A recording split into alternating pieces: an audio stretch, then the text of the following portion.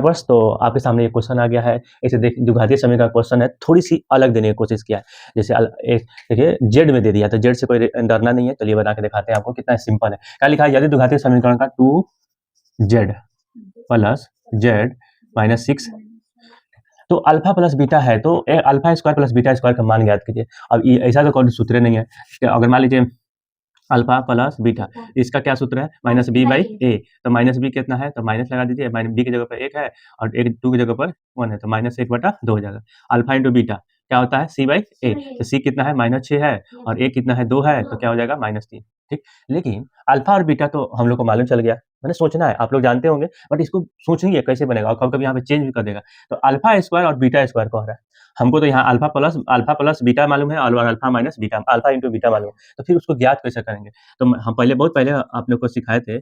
इसका सूत्र क्या होता है? A square plus B square plus 2ab। हमको ये मालूम करना है, ये नो, जैसे अल्फा प्लस बीटा, यही इसी तरह करना है, अल्फा स्क्वायर प्लस बीटा। तो लिख सकते हैं ए स्क्वायर प्लस, नहीं ए स्क्वायर, आइए इसको प्लस में, तो इधर आएगा तो 2ab बराबर क्या बचेगा? ए स्क्वायर प्लस बी स्क्वायर। तो इसके जगह पे ये नहीं लिख सकते हैं। तो क्या करना था हमको? Alpha square plus beta square. तो इसको लिख दीजिए, इसको लिखिए alpha square plus beta square का अल्फा प्लस बीटा का होल स्क्वायर और माइनस 2 अल्फा इंटू बीटा। ठीक है। अब देखिए अल्फा प्लस बीटा का मान कितना है? माइनस 1/2 का स्क्वायर और प्लस 2 कितना है और कितना है? माइनस 3। ठीक है। माइनस माइनस करेंगे तो स्क्वायर हो जाएगा, तो की वजह से 1/4 हो जाएगा।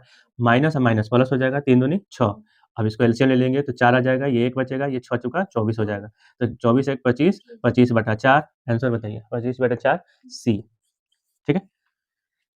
ठीक है। अब सुनिए लो, यहाँ पे देखिए लो, ये ज़रूरी है, कभी-कभी पूछ भी देगा कि कभी पूछ देगा ए स्क्वायर प्लस बी स्क्वायर, ए स्क्वायर प्लस बी स्क्वायर, ठीक है? माइनस प्लस 2ab, इससे भी पूछ देगा।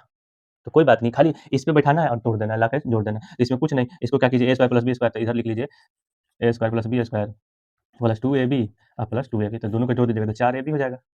ठीक है। इसका सूत्र तो ये होता है ना यहाँ तक, तो इसको और यहाँ पे जोड़ देंगे तो 4ab हो जाएगा और ये वाला लिख लेंगे। तो देखिए क्वेश्चन ये है कि इसलिए कहा जाता है मैथ को समझिए, रटिए मत। जब मैथ को अगर रट के पढ़ेगा तो फिर मैं तो कहता हूँ कि नहीं नंबर आएगा। आज आ सकता है, बाद में नहीं आएगा। इसीलिए आपके सामने है ये सारी चीज़ें। यहाँ पे बच्चा फँस जाता है, क्या है कि हर जगह पूछता है अल्फा प्लस बीटा या पूछेगा 4/9 अल्फा इंटू बीटा। इससे पहले वाला क्वेश्चन भी हम लोग इसी तरह बनाए थे। तो इसी को इम्प्रूवमेंट करना है, ठीक है? तो इसी तरह पूछता है, ठीक है? कभी-कभी यहाँ पे पूछेगा alpha square minus beta square. तो कोई बात नहीं है, तो कभी दूसरा तरीके से निकाल लिया जाएगा। लेकिन निकालने से पहले समझना ज़रूरी है कि क्या सूत्र लगता है, क्या नहीं लगता है। बेसिक चीज़ है ये सारी चीज़ें। तो प्लीज़ आप सब इसको समझने की कोशिश कीजिए। नहीं समझ में आए फिर वीडियो देखिए, उसके बाद नहीं समझ आए फिर कमेंट कीजिए। मैं स्पेशल इस क्वेश्चन को बना के दिखाऊँगा। ठीक है? All the best.